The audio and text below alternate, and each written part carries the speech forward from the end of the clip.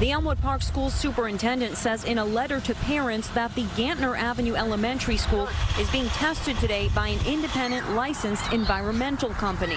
It was scary not knowing really what's going on. People are saying it was carbon monoxide, but the school isn't, so I don't know. The scare began Wednesday when 2 students fainted at the school and another became ill, complaining of a stomachache and nausea, triggering school officials to order a complete evacuation of the campus. The building was deemed safe and school reopened yesterday, but then 6 teachers got sick. A lot of kids in my class were worried.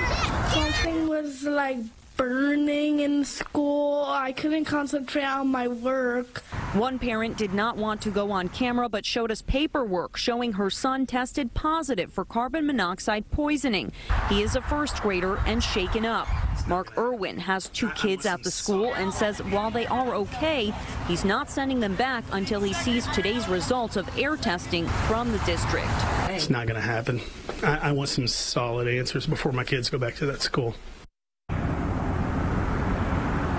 And no one, not school officials, not the fire department or police, are commenting on the severity of this situation. In that letter that the superintendent sent out, he did say that the results of today's independent testing would be available, but we do not know when we will actually see the results. For now, parents will have to wait and see. We're live in Elmwood Park, New Jersey. Lisa Rozner, CBS 2 News. Lisa, thank you.